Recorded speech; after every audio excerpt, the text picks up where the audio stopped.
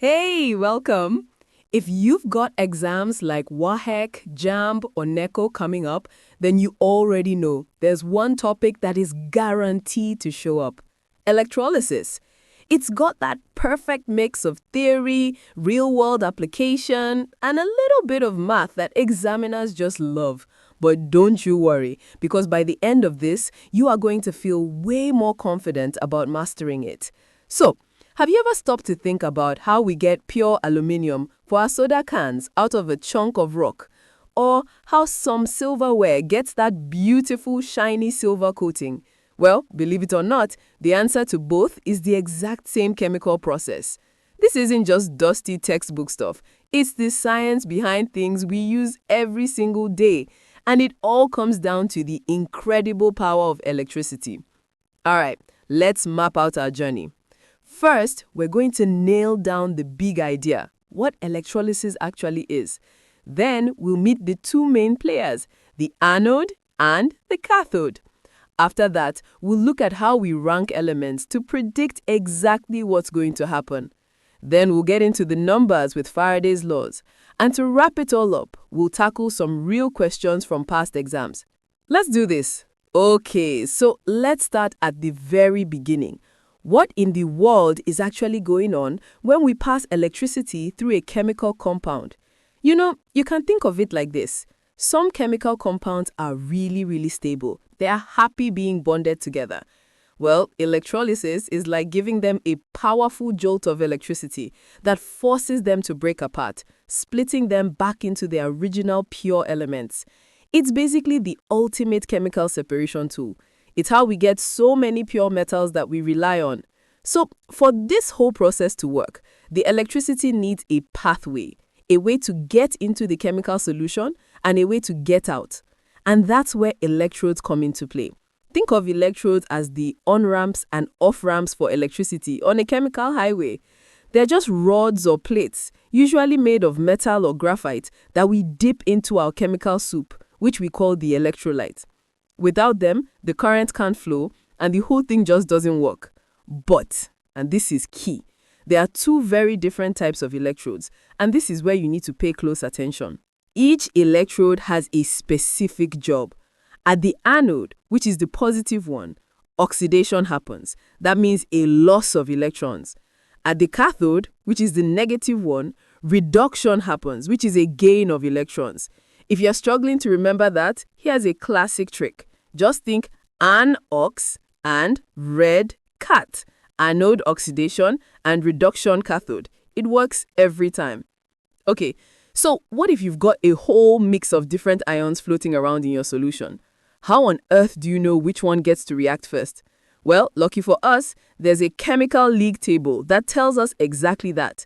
This table, the electrochemical series, is basically your cheat sheet for predicting electrolysis. It's just a big list that ranks all the elements based on how badly they want to gain electrons. This value, the standard reduction potential, tells you everything. The bigger the number, the more that element wants to grab some electrons. This list is the secret weapon for getting these questions right. And you can really see the range here. Look at lithium, way up at the top with a super negative number. It does not want to gain electrons. In fact, it wants to get rid of them. Now look way down at the bottom. Fluorine has a huge positive number. It desperately wants to gain electrons.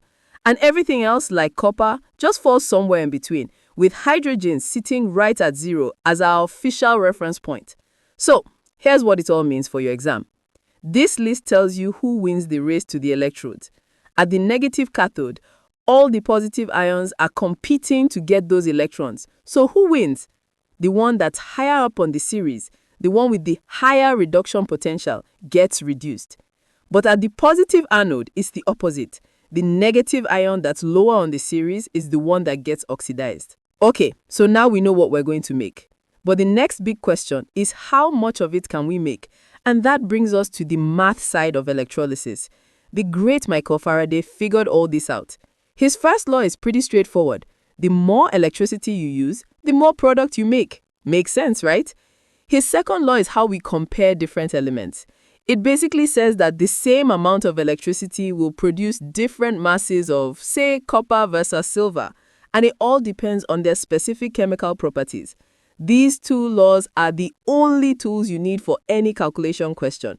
So let's walk through a typical problem. First step, we need the total charge, Q. That's just the current, I, times the time in seconds. So in this case, that's 3600 coulombs. Easy enough. Step 2, we use that charge to figure out the number of moles of copper. We take our charge, Q, and divide it by the ion's charge, Z, times Faraday's constant, F. And for the final step, we just convert those moles into grams using copper's molar mass. And boom, you get your answer, 1.19 grams. Okay, listen up, because this is super important. The number one place where people mess up these calculations is forgetting about Z, the charge of the ion. In our example, we were using copper 2, which has the ion Cu2+. That means Z is 2. If you put 1 or forget it completely, your entire answer will be wrong. So always check the charge. All right, we've covered the theory, we've done a calculation. Now it's time for the final boss level, putting it all together to solve some actual past exam questions from WAEC and JAMB. Let's see how we do. Now, this is a fantastic question because it really tests your understanding. We're electrolyzing salt water, so there are definitely sodium ions in there. Why don't we see shiny sodium metal forming at the end? Think back, what else is in that solution? And here's the breakdown. It's an aqueous solution, right? That means you don't just have sodium ions, you also have hydrogen ions from the water itself. Now, they are both competing at the cathode. So who wins? We check our electrochemical series, and we see that hydrogen has a reduction potential of 0, while sodium is way down at minus 2.71. It's much easier to reduce hydrogen, so that's what happens. We get hydrogen gas, not sodium metal. So here's the absolute number one pro tip for these questions. The moment you see the word aqueous or solution, a little alarm should go off in your head. It's a huge clue. It means you have to consider the H+ and OH- ions from water because they are part of the competition. Forgetting that is the biggest trap, and now you know how to avoid it. Okay, time for another calculation, but this one's a little different. It's more of a detective problem. We're given the current, the time, and the mass of titanium produced. We have to work backwards to figure out the charge on that titanium ion, our mystery Z value. Let's solve this mystery. First, let's find our total charge. Q, current times time, gives us 60 coulombs. Easy enough. Next, let's figure out how many moles of titanium we actually made. Mass divided by molar mass gives us our moles. Now for the really clever part. We take our main formula and using a little algebra, we rearrange it to solve for Z. Then we just plug in all the numbers we already found. And when you run that calculation, you get a number that's almost exactly 2. So the charge on that titanium ion must have been +2. Now, you see, the big lesson here is to get really comfortable with your formulas. You need to know them inside and out, and you have to be able to rearrange them to solve for any part of the puzzle. Just one tiny slip up in your algebra can send you way off track, so always take your time and double check your work. Okay, let's do a final rapid fire recap. These are your keys to success. 1. An ox, red cat. Don't forget it. 2. If it says aqueous, you must think about water. 3. For those multiple choice exams, knowing the rough order of the series by heart is a massive time saver. And finally, the most important tip of all, practice, practice, practice.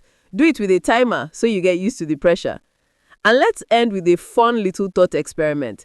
You basically now have the knowledge of an industrial chemist. You understand exactly how electroplating works. So thinking about that electrochemical series and all the possibilities, what metal would you choose to plate on your own set of keys to make them totally unique?